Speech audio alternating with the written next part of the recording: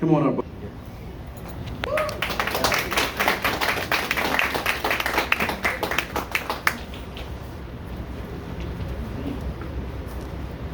Bismillahirrahmanirrahim. Alhamdulillahi Rabbil Alamin. Wassalatu wassalamu ala anbiya'i wa mursalin wa ba'd. Assalamu alaikum wa rahmatullahi wa barakatuh to all the Muslims. Hello to all the non-Muslims. It's an extreme honor to be standing before you all speaking on this particular day in this particular month. Because as you all know, this particular month, it is the National Second Chance Month. And just to begin, I want to begin with the ending, and then I want to go back to the beginning in order to effectively deliver my message.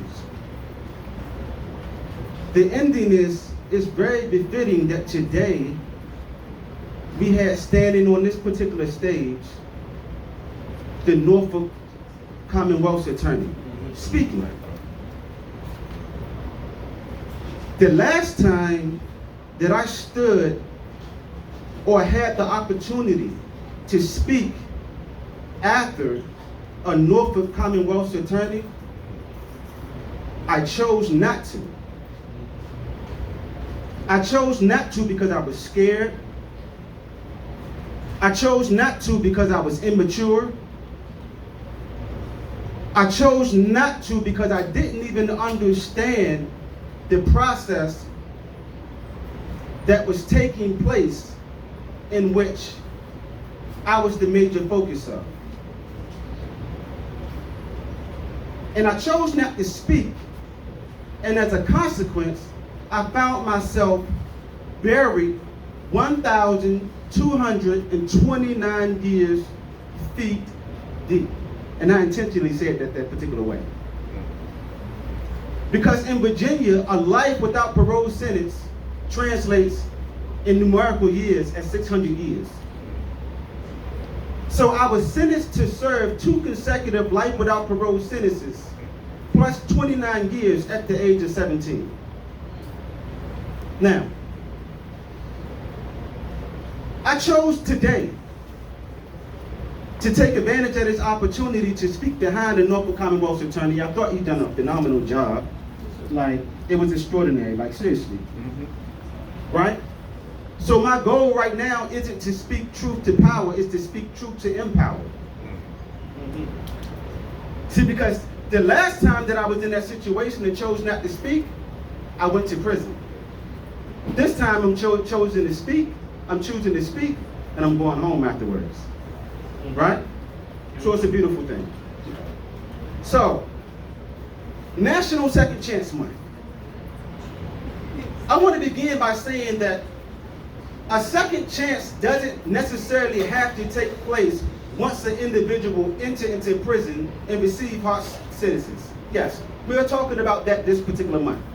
There's so many individuals that's incarcerated right now in the Virginia Department of Corrections that have earned their opportunity to be free again.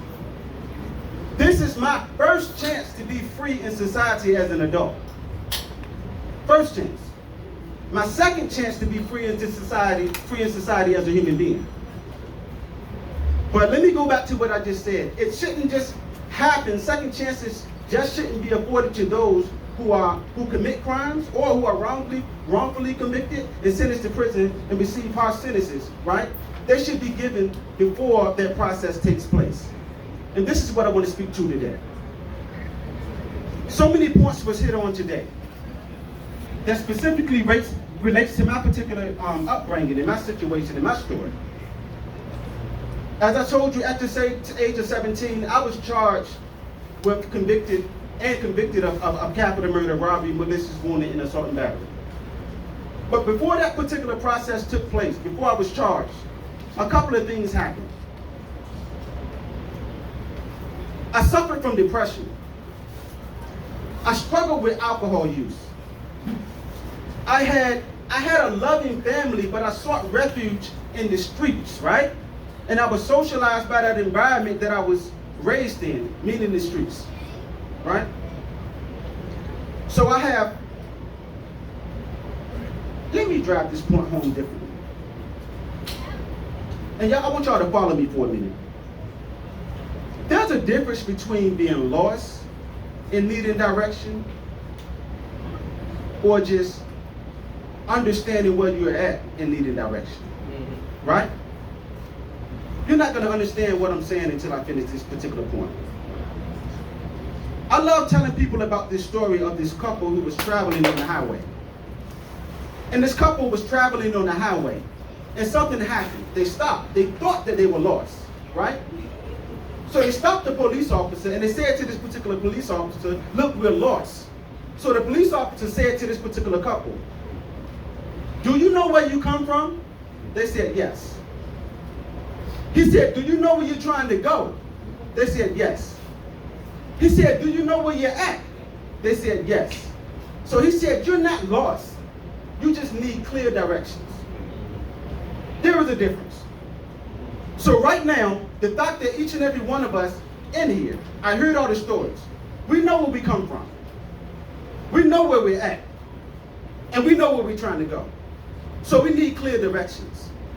And the best way to get clear directions is from experience, from things that has taken place in our lives on our journey. As we heard the delegates say earlier about taking individuals who are children and questioning them and showing them videotapes and coercing them to get a conviction or confession. That happened to me with one of my co-defendants. Right? Not only did it happen to me, but fortunately, he had a judge to rule that the statement was coerced. It was all lies. They coerced him. Right? So y'all follow me now. Remember I said we just need clear directions, right? And I'm not up here claiming that I'm innocent. So don't misinterpret what I'm saying. So now, I'm on this road, right? While I'm traveling on this road, I know where I want to go. This is criminal justice reform. We want a more fair and balanced system. We want a system where children is not, having their youth taken away, right? Like they're getting the full benefit of the system so they can have the opportunity to evolve into better versions of themselves. So on this road, this is what we want to go at. We want the opportunity, individuals to have the opportunity to receive second chances after they're sentenced to prison and before they're sentenced to prison, right? So now on this road, here's one guidepost. This guidepost is, do not question a juvenile offender, right? Without the presence of their parents, right? So I know not to go down this road. It's very simple. The second thing, I'm traveling down this road. What's next? We heard the Norfolk Commonwealth attorney speak to a point about not allowing certification hearings to take place without this oversight taking place. Here we go. On this particular road, right? To where we're trying to go, this is the guidepost. This is the guidepost, right? So if we apply this particular, we have to pay attention. We have to ask questions from those with lived experience. What happened to you on your journey to get you to where you're at today? Whether it's a person who's incarcerated right now or a returning citizen. Another point. I don't really want to talk about me today, right? There's a lot that I can tell you about me. That's why I didn't even get into my journey, right? Yes, I earned a second chance. I was sentenced to 2 consecutive life without parole sentences, plus 29 years. I fought, reformed myself. I became educated. I did a lot. I'm not even going to get into that. And since I've been home 18 months now, right? 18 months. Thank you. I've done a lot in the way of my release, right? But I'm standing here as an example. This is not about me. I'm an individual who had the ability, I pushed through. I was resilient, right?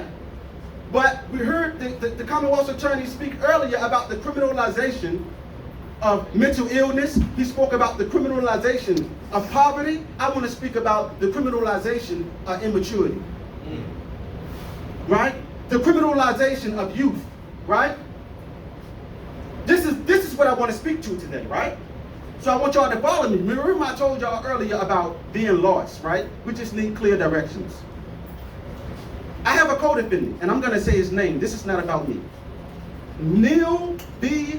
Bates Jr. He was 16 years old at the time of our crime. right? 16.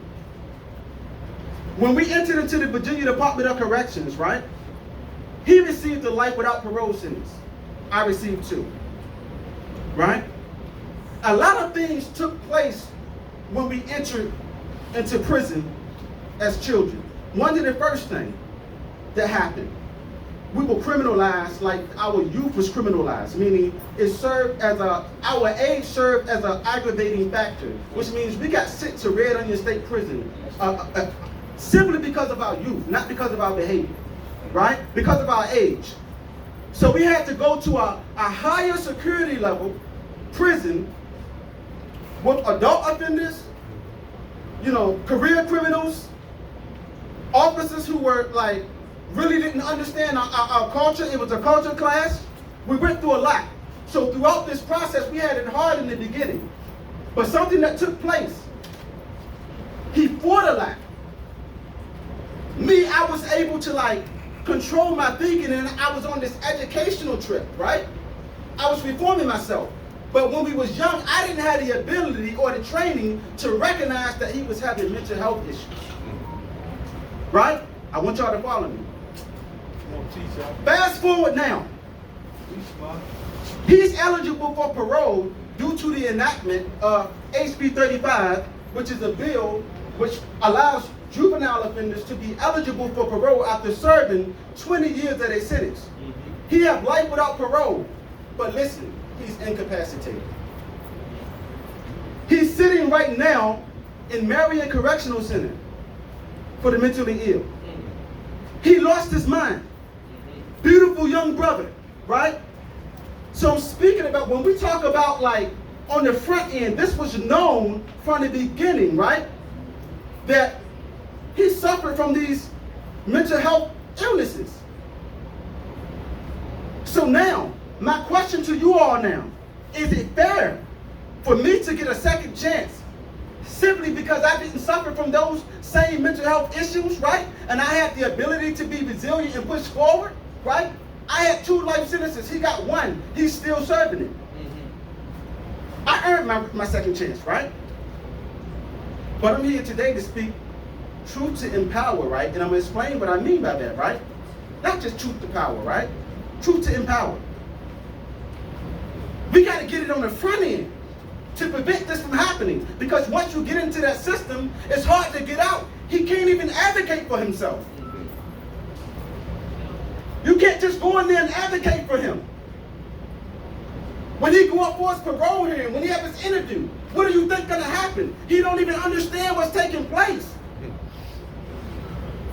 Now we faced with this situation where they're gonna be hesitant to even release him because of his issues, his mental health issues.